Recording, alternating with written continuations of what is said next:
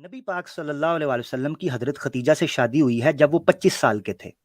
ٹھیک ہے, 25 سال. حضرت ختیجہ تھیں کتنے سال کی؟ 40 ایئرس کی, 40 40 کی 15 ایئرس کا ڈفرنس تھا. ٹھیک ہے, مگر محمد صلی اللہ علیہ وسلم نے ان کے پاس ایک روایت کے مطابق, یعنی ایک نریشن کے مطابق 3 سال اور ایک نریشن کے مطابق 2 سال مزاربت کے اصول کے اوپر, فری لانسنگ کے اصول کے اوپر, جس کو ماڈرن کامرس کی لینگویج میں فری لانسنگ کہتے ہیں, یا یہ کہہ لیں کہ انویسٹر کوئی ہے اور سروسز کوئی پرووائڈ کر رہا ہے. ٹھیک ہے, تو کیپٹل کسی کا ہے اور سروسز کسی کی. یہ عرب کے اندر آج بھی اصول پوری دنیا میں چلتا ہے, جس کو اصول مزاربت کہتے ہیں.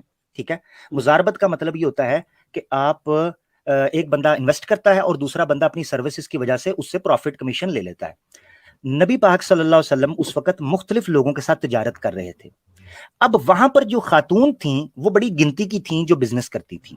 نبی پاک صلی اللہ علیہ وسلم, ظاہری بات ہے کہ جو سروسز پرووائڈ کرتا ہے اس کو چاہیے ہوتا ہے ایک اچھا کیپٹل, اچھا انویسٹر, کہ جس کے ساتھ وہ تجارت کر کے بزنس کر سکیں. نبی پاک صلی اللہ علیہ وسلم اس وقت تک نبوت یعنی پروفٹ ہوڈ نہیں ملا تھا, پروفٹ نہیں تھے.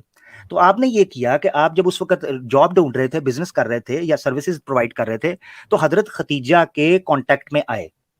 اور وہ اس طرح آئے کہ حضرت ختیجہ کا جو پہلے والا ایک اسسٹنٹ تھا نا, اس نے ریکمینڈ کیا کہ ایک شخص ہے محمد بن عبداللہ.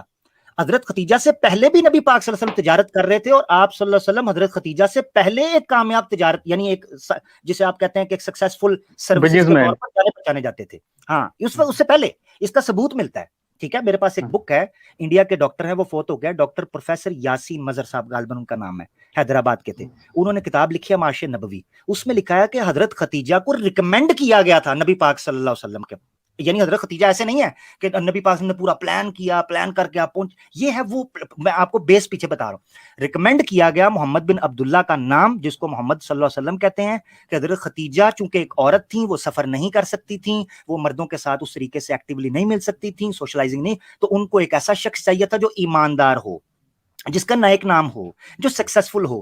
محمد بن عبداللہ کے بارے میں, جس کو رسول اللہ کہتے ہیں, محمد صاحب آپ کے نزدیک, ان کے بارے میں یہ چیز عام ہو چکی تھی کہ یہ شخص کاسٹ کم اور پروفٹ زیادہ لے کے آتا ہے, یعنی پروفیٹیبل جو ہے نا بزنس ڈیل کرتے ہیں, یعنی بارگیننگ اور نیگوشیشن جو ہے ان کی بڑی زبردست ہے, اس میں سکل ہے ان کے پاس. تو محمد بن عبداللہ کو اصول مزاربت کے, یعنی وہ فری لانسنگ یا سروسز کے اصول کے اوپر حضرت ختیجہ نے ان کو ہائر کر لیا. 3 سال اور 2 سال تک محمد بن عبداللہ نامی شخص, جن کو محمد رسول اللہ کہتے ہیں, انہوں نے اپنی سروسز پرووائڈ کر کے ٹھیک ٹھاک پروفٹ ختیجہ رضی اللہ عنہا کے بزنس میں لا کے دیا. 3 سال. ہمیں پتا کیا بتایا جاتا ہے کہ 25 سال کی عمر میں شادی ہوئی, وہ 40 سال کی تھیں, بزنس تھا اس لیے کر. 3 سے 2 سال, ایک نریشن کے مطابق 2 سال اور ایک نریشن کے مطابق 3 سال, نبی پاک صلی اللہ علیہ وسلم نے پروفٹ کا ڈھیر لگا دیا. اور پھر حضرت ختیجہ نے ایک شخص کو 3 سے 4 بار آپ کے ساتھ سفر کے لیے بھیجا کہ دیکھ کے آؤ یہ بندہ سفر کے اندر کیسا ہے, سفر کے اندر کیسا ہے. شام کا سفر ہوا, مختلف علاقوں کا جو سفر کیا آپ نے, جو عرب کے 12 منتھس میں 12 میلے لگا کرتے تھے عربوں کے, اقاز کا, دومت الجندل, مختلف نام ہے, اس پر میں نے پروگرام کیا ہوا ہے. 12 ٹریڈ کے موسم ویدرز آتے تھے وہاں پر عربوں کے ہاں, جس میں نبی پاک صلی اللہ علیہ وسلم تجارت کرتے تھے. اس بندے نے آ کے پوری سمری, جو کہ ان کا اندر سے خبری تھا حضرت ختیجہ کا, اس نے کہا میں نے اس بندے کے اندر ایک عیب نہیں دیکھا کہ اس نے کبھی لالچ کر کے دھوکے سے بے کی ہو, بزنس کیا ہو.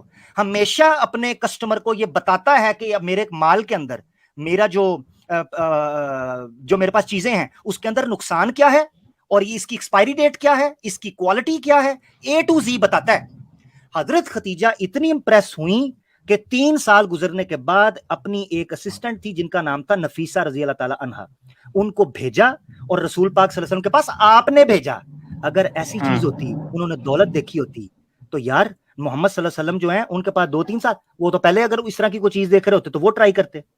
محمد صلی اللہ علیہ وسلم کو ان کو کیا. اب آگے سن لو, اگلا پارٹ یہاں سے شروع ہوا, بیس جو میں نے آپ کو تھوڑا سا سمجھایا کیونکہ آپ کو ڈیٹیل کا نہیں پتا تھا.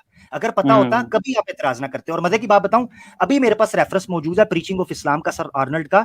انہوں نے لکھا ہے کہ جو لوگ اورینٹلسٹ ہے, نان مسلم, مسلمان نہیں ہے, نان مسلم کرسچن, وہ لکھتا ہے کہ جو لوگ محمد صلی اللہ علیہ وسلم پر عیاشی کا, پیسے کی لالچ کا, بزنس اور اسٹیٹس کی لالچ کا الزام لگاتے ہیں, ان کو یہ سوچنا چاہیے کہ محمد صلی اللہ علیہ وسلم نے نبوت کے آنے تک اور ختیجہ کی وفات تک اس پیسے سے عیاشی کتنی کی.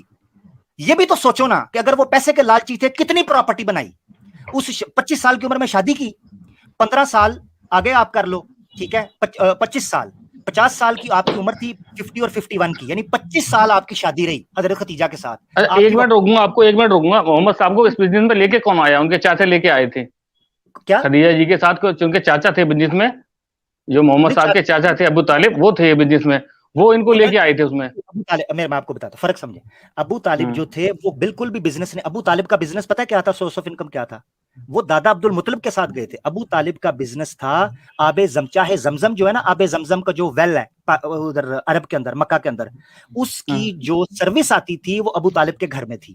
یہ آپ اگر پڑھیں گے انصاب الاشراف امام بلادری کی جو ہسٹوریکل کتاب ہے, اس میں لکھا ہے کہ ابو طالب کا گھر کا جو گزر بسر تھا وہ مکے میں جو لوگ آتے تھے آب زمزم کی سروس سے چلتا تھا. بعد میں وہ عباس فیملی کو گروی رکھ دیا گیا تھا, کیونکہ ابو طالب نے نبی پاک صلی اللہ علیہ وسلم ابھی چھوٹے تھے اس وقت انہوں نے لون لیا تھا اپنے بھائی سے, اس لون کے نتیجے میں وہ سروسز وہاں چلی گئی تھی. ابو طالب جو ہیں وہ ٹریڈ کے حوالے سے اس طرح ایکٹیو نہیں تھے جس طرح آپ بتانا چاہ رہے ہیں. جو ریکمنڈیشن آئی تھی محمد بن عبداللہ کی, وہ چچا کے علاوہ ایک بندہ تھا جس نے حضرت خدیجہ کو ریکمینڈ کیا تھا, محمد بن عبداللہ کا. اب میں آپ کو آگے لے کے چل, اگر آپ کہیں عیاشی کرنی تھی, 1 منٹ کے لیے سوچیں, میں اپنے آپ کو رکھتا ہوں, آپ کو نہیں رکھتا, میں اپنے آپ کو رکھتا ہوں, 1 منٹ کے لیے سوچیں کہ میں اگر کسی ایسی عورت سے شادی کرتا ہوں جس کے پاس ٹھیک ٹھاک پیسہ ہے, یار تو میں اس کو انجوائے کروں گا نا, میں اس عورت اس پیسے کو میں اپنے اوپر لگاؤں گا, اچھا برانڈ, اچھا پرفیوم, اچھی گاڑی, اچھی گھڑی, اچھا موبائل. مزے کی بات یہ ہے کہ الزام لگتا ہے پیسے شادی, یعنی شادی کی پیسے کے لیے. عرب میں جنگلی قبیلوں میں تھا کیا وہاں پر ریت, اور اس کے علاوہ اس اعتراض کا جواب بھی دیا اس وارنٹلی سے, اس آبجیکشن کو بھی رکھا ہے کہ کچھ لوگ یہ کہتے ہیں کہ عرب کی لائف سٹائل جو ہے اس کے اعتبار سے تو زیادہ قبیلوں تھے, کیا تھا وہاں پر, ہاں ٹرائبل سسٹم تھا. مگر ایک بات آپ کو دھیان میں رکھنی چاہیے, اس وقت کی جو سٹینڈرڈ لائف سٹائل تھا نا, جو سٹینڈرڈ ایک لائف سٹائل تھا ایلیٹ کلاس کا, آپ نے اس کو بھی تو فالو نہیں نہ کیا. یعنی مثال کے طور پر نبی پاک صلی اللہ علیہ وسلم نے کبھی ریشم نہیں پہنا, حالانکہ جو کفار مشرکین تھے وہ ریشم پہنتے تھے. نبی پاک صلی اللہ علیہ وسلم نے کبھی سونے کی انگوٹھی یا سونے کا ہار نہیں پہنا, حالانکہ وہ پہنتے تھے. نبی پاک صلی اللہ علیہ وسلم نے کبھی لمبے کپڑے اور یہ رومال وغیرہ استعمال نہیں کیے جن سے تکبر چھلکتا تھا. اچھا, نبی پاک صلی اللہ علیہ وسلم کے گھر کے اندر چٹائی پڑی ہوئی تھی کھجور کے تنوں سے بنی ہوئی, کبھی آپ نے مخمل کا یا صوفہ یا تختہ بڑا جو بڑا کمفرٹیبل ہو نہیں بنوایا. اچھا, پھر نبی پاک صلی اللہ علیہ وسلم کے گھر وہ جب وہ نبوت آنے سے کچھ عرصہ پہلے آپ جو ہے غار ہیرا میں چلے جاتے تھے, چند کھجورے لے کر اور ایک مٹکا پانی کا لے کر آپ چلے جایا کرتے تھے. یعنی مجھے سوچنے کی بات یہ ہے, 1 منٹ کے لیے میرے دوست سوچو کہ میں ایک عورت سے شادی کرتا ہوں اکارڈنگ ٹو یو جس کے میں پیسے کھانا چاہتا ہوں, مگر مزے کی بات ہے میں پیسے نہیں کھاتا, بلکہ الٹا مجھ میں سادگی آنا شروع ہو جاتی ہے. الٹا جو جوانی کا ٹائم ہے وہ سادگی میں چلا جاتا ہے.